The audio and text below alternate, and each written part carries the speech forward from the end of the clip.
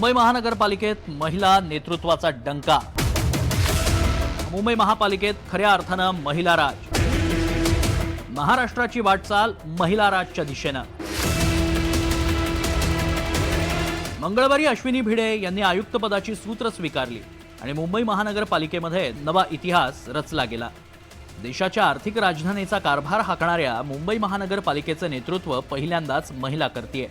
अश्विनी भिडे यांच्या रूपानं मुंबई महानगरपालिकेवर एक सक्षम महिला अधिकारी आयुक्तपदी विराजमान झाल्या। मुख्यमंत्री फडणवीसांच्या नेतृत्वात अश्विनी भिडे आता मुंबई महानगरपालिकेचा गाडा हाकतील। यापूर्वी देखील फडणवीसांनी अश्विनी भिडे यांच्याकडे महत्त्वाची जबाबदारी सोपवली होती। अश्विनी भिडे या 1995च्या बॅचच्या IAS अधिकारी आहेत। UPSC महिला उमेदवारांमध्ये त्यांनी पहिला क्रमांक मिळवला होता। कोल्हापूरमधून त्यांची प्रशासकीय कारकीर्द सुरू झाली। 1997 ते 1999 पर्यंत कोल्हापूरच्या सहाय्यक जिल्हाधिकारी म्हणून त्यांनी जबाबदारी पार पाडली। यानंतर सिंधुदुर्ग जिल्हा परिषदेच्या CEO म्हणून त्यांनी काम पाहिलं। नागपूरमध्ये जिल्हा परिषदेच्या CEO पदी त्या कार्यरत होत्या। 2008 पासून MMRDA मध्ये अतिरिक्त आयुक्त पदाचा कार्यभार त्यांनी सांभाळला। मुंबईतल्या पायाभूत सुविधांच्या प्रकल्पांमध्ये त्यांनी मोठे योगदान दिलं। शालेय शिक्षण क्रीडा विभागाच्या सचिव म्हणून त्यांनी काम पाहिलं। अश्विनी भिडे मुख्यमंत्री देवेंद्र फडणवीसांच्या विश्वासू अधिकाऱ्यांपैकी एक मानल्या जातात। म्हणूनच फडणवीसांच्या महत्त्वाकांक्षी योजनांचं नेतृत्व त्यांच्याकडे सोपवण्यात आलं। यामध्ये कोस्टल रोड, मुंबई मेट्रो सारख्या महत्त्वाच्या प्रकल्पांचाही समावेश आहे। मुंबई मेट्रो प्रकल्पातील लक्षणीय कामांमुळे त्यांना मेट्रो वुमन अशी ओळख मिळाली। त्या मेट्रो रेल कॉर्पोरेशनच्या व्यवस्थापकीय संचालक होत्या। अश्विनी भिडेंच्या काळातच मेट्रोचं काम अत्यंत वेगानं सुरू होतं। मुंबई मेट्रोचं जाळं विणण्यात त्यांचा मोठा वाटा राहिलाय। 2015 मध्ये मुंबई मेट्रो 3 ची धुरा सांभाळली। कुलाबा मांद्रे सिप्स मेट्रोचा 33 किलोमीटरचा टप्पा, ॲक्वा लाईनमध्ये 26 अंडरग्राऊंड स्टेशन्स अशा किचकट कामांच्या यशस्वी अंमलबजावणीमुळे त्या मेट्रो वुमन म्हणून ओळखल्या जातात। अश्विनी भिडे सध्या आपल्या कारकिर्दीच्या सर्वोच्च टप्प्यावर आहेत। मात्र महाविकास आघाडीच्या सरकारमध्ये अश्विनी भिडेंना कारवाईचा सामना करावा लागला होता। मेट्रो 3च्या आरेतील कारशेड उभारण्यावरून शिवसेना आणि अश्विनी भिडे यांच्यामध्ये वाद निर्माण झाला होता। झाडं तोडण्याला पर्यावरण प्रेमींचा विरोध असतानाही अश्विनी भिडे आपल्या निर्णयावरती ठाम होत्या। यावरूनच आदित्य ठाकरे आणि अश्विनी भिडे यांच्यामध्ये खटके उडाले होते। आदित्य ठाकरे यांनी अश्विनी भिडेंवरती कारवाईची मागणी देखील केली होती। यामुळेच 2019 मध्ये महाविकास आघाडीच्या सरकारच्या काळात अश्विनी भिडेंची उचलबांगडी करण्यात आली होती।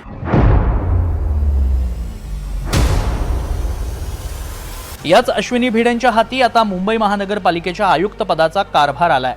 मात्र केवळ आयुक्त पदावरच नाही तर तब्बल 9 प्रमुख पदांवर महिलांचीच वर्णी लागली आहे। आयुक्त पदावर अश्विनी भिडे, महापौरपदी रितू तावडे, विरोधी पक्षनेतेपदी किशोरी पेडणेकर, शिक्षण समितीच्या अध्यक्षपदी राजश्री शिरवडकर, बेस्ट समितीच्या अध्यक्ष तृष्णा विश्वासराव, स्थापत्य शहर समितीच्या अध्यक्ष यामिनी जाधव, महिला आणि बालकल्याण समितीवर मिनल तुर्डे,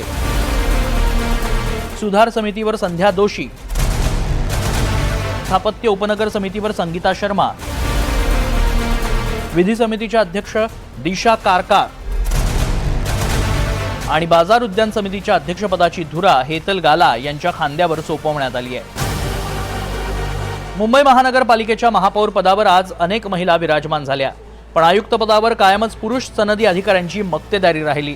मुंबई महानगरपालिकेच्या 161 वर्षांच्या इतिहासात पहिल्यांदाच ही मक्तेदारी मोडून काढण्यात आली आहे। जवळपास 160 वर्षांचा इतिहास असलेल्या मुंबई महापालिकेला यावेळी पहिल्या महिला आयुक्त मिळाल्या आहेत।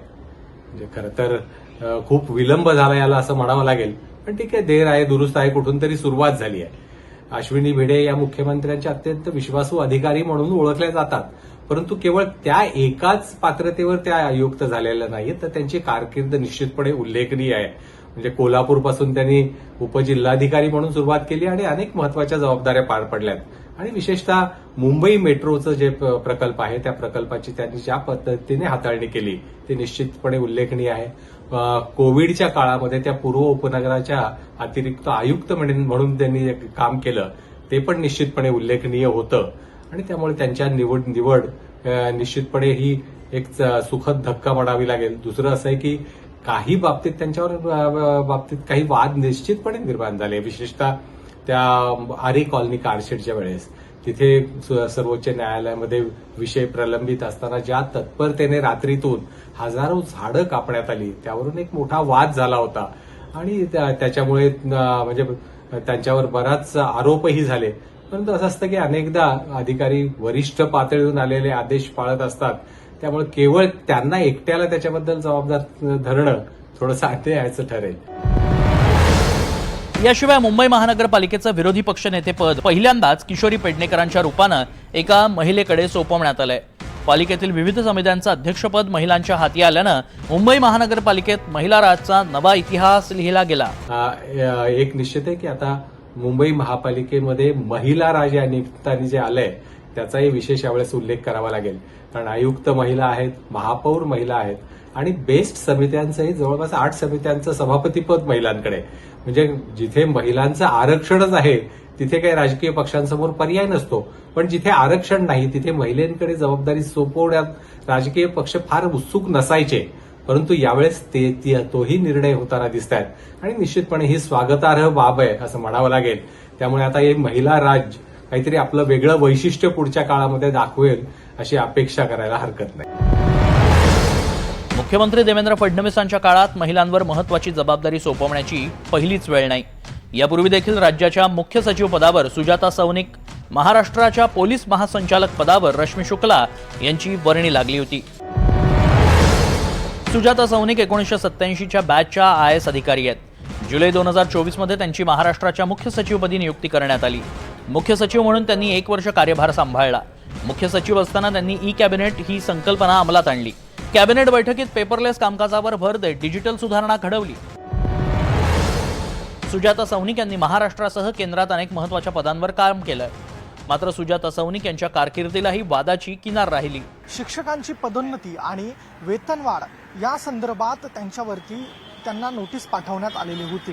त्यांच्यावरती असा आरोप होता की त्यांनी न्यायालयाचा आदेश मानला नाही, त्यामुळे त्यांच्यावरती अवमान याचिका दाखल करण्यात आली होती. या संदर्भातली नोटीस त्यांना कोर्टाने दिली होती. मात्र कोर्टाची ती नोटीस स्वीकारण्यास देखील त्या आल्या नव्हत्या. त्यानंतर कोर्टानं त्यांच्यावरती अजामीनपत्र वॉरंट काढलं. त्यानंतर अखेर त्यांनी ही नोटीस स्वीकारली. कोर्टात स्वतः हजर राहून त्यांनी नोटीस स्वीकारल्यानंतर कोर्टानं त्यांचा अजामीनपत्र वॉरंट रद्द केला. IPS अधिकारी रश्मी शुक्ला यांची कारकीर्द ही लक्षणीय ठरली. रश्मी शुक्ला महाराष्ट्र पोलीस संचालक पदापर्यंत पोहोचणाऱ्या पहिल्या महिला अधिकारी ठरल्या. रश्मी शुक्ला 1988च्या बॅचमधील IPS अधिकारी होत्या. त्यांची राज्य गुप्तचर विभाग प्रमुख म्हणून कामगिरी लक्षणीय ठरली. शुक्ला यांच्या काळात गुप्तचर विभागाच्या कामाला बळकटी देण्यात आली. संवेदनशील माहितीच्या संकलनासाठी तांत्रिक साधनांचा वापर वाढवण्यात आला. रश्मी शुक्ला या मुख्यमंत्री फडणवीसांच्या विश्वासू अधिकाऱ्यांपैकी एक. त्यामुळे त्यांच्या कारकिर्दीला राजकीय वादाचं वलय लाभलं. ज्यावेळेस राजकीय हस्तक्षेप होतो त्यावेळेस मग त्या वरिष्ठ अधिकाऱ्याला अमुक मुख्यमंत्र्याचा विश्वासू, अमुक मंत्र्याचा खास अशा पद्धतीची संज्ञा वापरली जाते. आणि वरिष्ठ अधिकाऱ्यांपेक्षा त्यांच्या हाताखाली असणारे जे अन्य अधिकारी असतील यांच्या कामाची पडसाद देखील कधीकधी वरिष्ठ अधिकाऱ्यांना भोगावी लागतात. कारण पदाच्यानुसार ते त्या गोष्टीला जबाबदार असतात.